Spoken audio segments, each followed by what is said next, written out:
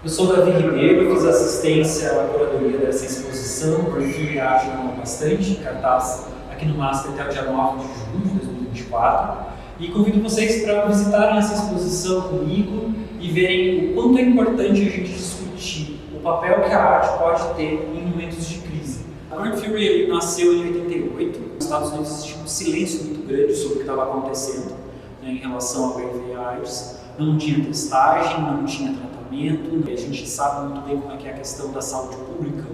nesse país. O grande trabalho desse coletivo foi canalizar um pouco essa indignação coletiva, e daí também esse nome Grand Fury tem a ver com essa grande fúria, né, essa indignação envolvendo todas as pessoas vivendo com HIV ou não, para chamar a atenção do Estado, da sociedade, para o que estava acontecendo. E é interessante a gente pensar também que Grand Fury é o nome de um carro, né, e não é qualquer carro, é o carro usado pela polícia de Nova York. E isso já tem muito a ver com a linguagem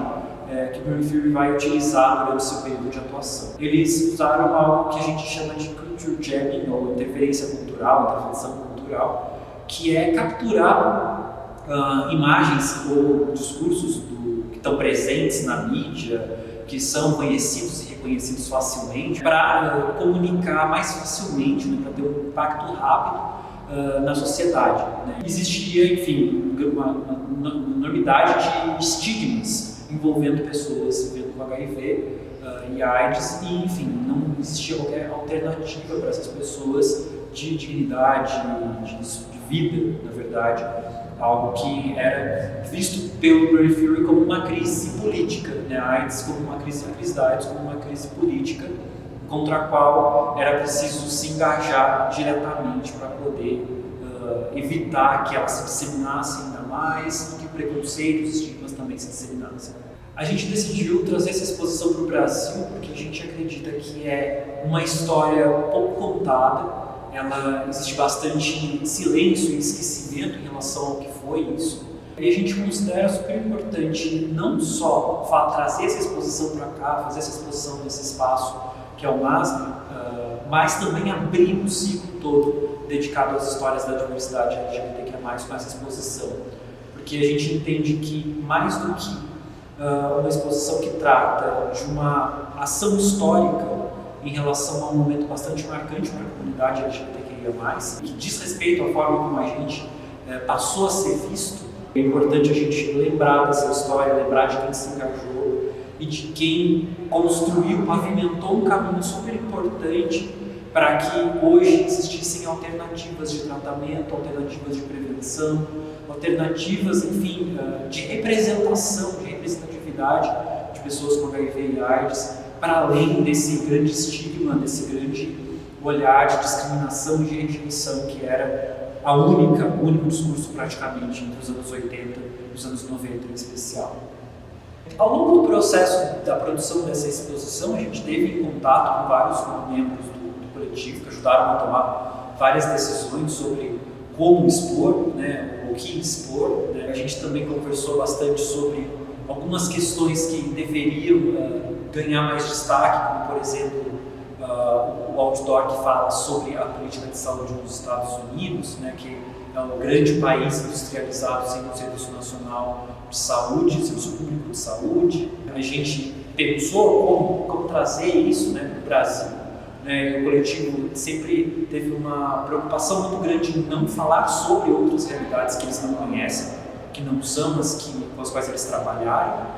mas, de certa forma, inspirar outras ações, outras reflexões em outros contextos a partir do que eles fizeram. Uma coisa que eles mencionaram é como eles perceberam que a exposição estava emocionando as pessoas. E aí eles perguntaram, mas por que essa exposição está emocionando? Né? Eles perguntaram, será que o Brasil não superou? Será que o Brasil ainda tem muitas coisas não ditas sobre a AIDS? E aí a nossa resposta a eles foi, a gente acabou de viver, a gente está vivendo ainda as consequências de uma nova pandemia de Covid-19. A gente viu muitas coisas se repetirem em relação à ideia de genocídio, ao não se preocupar com tratamentos, ou de oferecer tratamentos ineficazes, ou de deixar as pessoas morrerem, ou de fazer experimentos. Né? A gente viu tudo isso acontecendo muito recentemente, foi uma dor coletiva muito forte, A saúde pública e a ciência elas estiveram na ordem do dia, né? E a gente entendeu como isso está relacionado com política pública de saúde, com informação, com vontade política. Quando a gente vê essa exposição falando sobre saúde pública, tratamento, representatividade, sobre como pessoas LGBT são vistas, são tratadas, tudo isso acho que ativa uma série de reflexões aí sobre como a gente se sente, né, em relação à saúde. Falar sobre a ação deles no auge da epidemia de HIV/AIDS nos Estados Unidos fala também sobre a saúde pública de uma forma geral, de uma parte, e de outra parte fala sobre os olhares destinados, né, pela sociedade, pelo Estado, pela ciência, a corpos que sempre foram medicalizados, né? A gente sente que um dos grandes enfoques das campanhas, a gente pode chamar de campanhas, eles também chamam de campanhas, do Grand Fury tem a ver com informar a sociedade, né, já que ela era super carente de informações naquele contexto, né? Vale lembrar que só se falava da AIDS do HIV da AIDS como se fosse uma coisa diretamente relacionada com gays, com pessoas que faziam uso de drogas injetáveis, ou, enfim, nunca relacionado a mulheres, mulheres cis, nunca relacionado a casais heterossexuais, né, a relação heterossexual. É muito importante a gente ver como o coletivo se preocupou em informar, né, as pessoas sobre isso. Mulheres também podem contrair o HIV, mulheres também podem ter AIDS, mulheres também podem morrer disso, né? Então, várias campanhas estão tratando dessas questões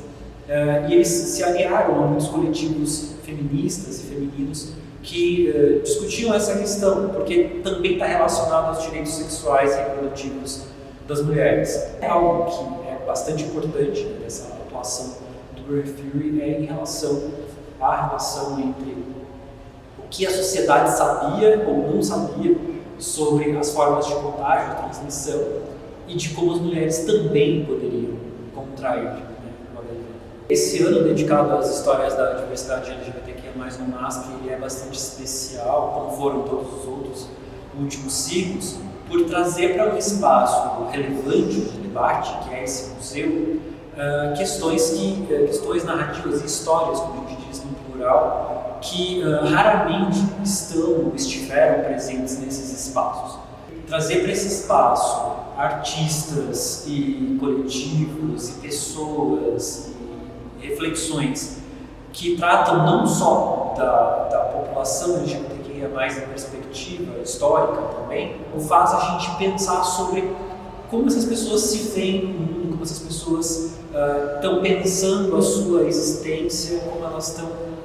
chamando a atenção da sociedade e como a arte tem sido uma linguagem importante para tocar e para confrontar muitos dos olhares negativos que sempre pesaram sobre os corpos LGBTQIA+. Entre essas exposições, a gente tem a exposição do Leonilson, né, um artista que viveu com HIV e que faleceu em decorrência da AIDS, que é uma das figuras mais especiais se a gente pensar no mundo das artes visuais brasileiras, né, porque, enfim, é alguém que tematizou isso, né, que tinha um trabalho muito voltado, muito sensível em relação a essa relação com o corpo, ao falar sobre si, né, ao expressar-se, né, e acho que a gente pode esperar, não só dessa exposição, como desse ciclo, essa multiplicidade de vozes falando sobre o ser LGBTQIA+, em perspectiva, seja hoje, no século XXI, seja na década de 90, no início da década de 90, nesse auge da epidemia de HIV/AIDS, e de pensar em perspectiva também, né, o quanto essas pessoas abriram caminhos muito importantes para que a gente fizesse o que a gente está fazendo hoje. Acho que a gente não seria o que a gente é no campo das artes visuais ou no campo das políticas públicas de saúde, enfim, ou de um debate político mesmo, se não fossem essas pessoas como o Leonilson ou como o Grand Fury abrindo esse caminho, abrindo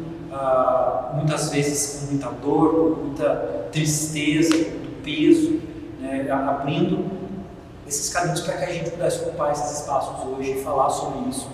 de forma sensível, de forma franca, de forma aberta, para não só honrar o legado dessas pessoas, acho que essa é a grande ideia também, não deixa de ser uma homenagem, uma celebração da vida e da memória dessas pessoas, falar sobre o que veio antes de nós, o que nós fazemos hoje e como a gente pode construir uma noção muito mais diversa, inclusiva, plural, da nossa existência, né, da nossa sociedade.